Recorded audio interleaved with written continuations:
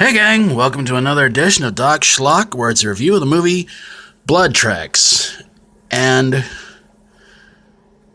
this story, or actually movie, sounds a little bit familiar, but it has a sort of a twist to it. But let's get on in with the review anyway, and see if any of this sounds a little bit familiar to you guys, okay?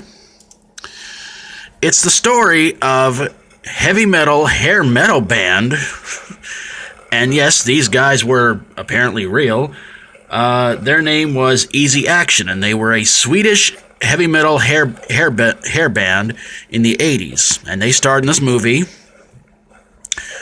where they go to shoot a music video, but unfortunately, an avalanche happens and traps them, the film crew, their groupies, and anybody who has anything to do with the music video inside this house that they're in.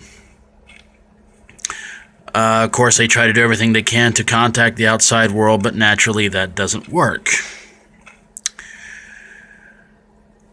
Their biggest problem, besides getting on each other's nerves and trying to get the music video done, is that there are a family of murderous cannibals living in a factory off in the distance. And, of course, naturally, one by one, each family member, the mother, the father, the son, the daughter, I don't remember who all was in this movie to make all the murders happen, but yeah, they're pretty much cannibalistic murderers. Although I could be wrong, but I'm pretty sure they were murderers.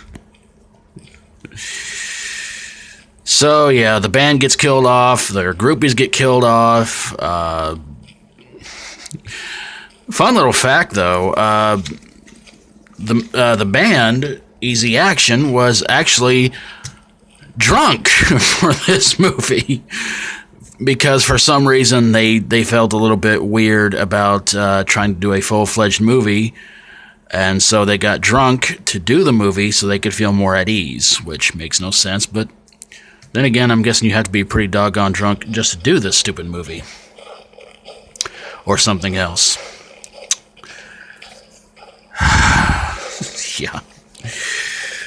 So, yeah, Easy Action gets killed off. Sorry to spoil that one for you guys. And the hero of the movie is a guy named John, and that's the guy right there holding up the gun. He's the guy who tries to save the band and their groupies and whoever else, but it just winds up down to him and this woman who likes him named Susie. And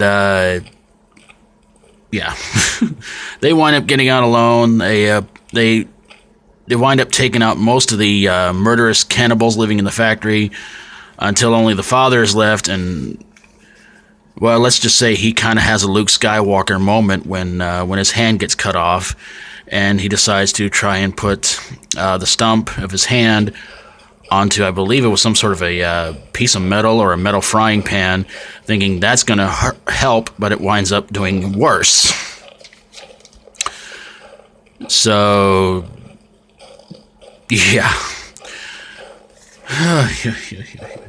So, yeah, John and Susie wind up getting on a helicopter and escaping just in time, and the father of the murderous cannibals is quite upset over it.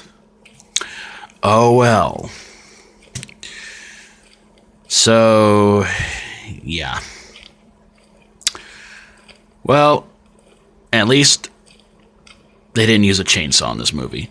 But this movie does reflect upon a couple of other cannibalistic, I'm guessing inbred, murderous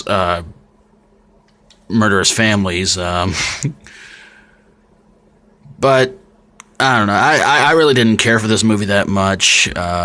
Easy Action, never heard of them. I don't even remember them from the 80s. There's a lot of heavy metal bands I remember from the 80s, but they were definitely not one of them. And I think after doing this movie, they disappeared off the face of the earth. I almost said the face of the map of the earth, but there you go. There's that too. So there you have it, Blood Tracks, where a hair metal band learns the hard way that rock and roll may never die, but bad hair metal bands will and do.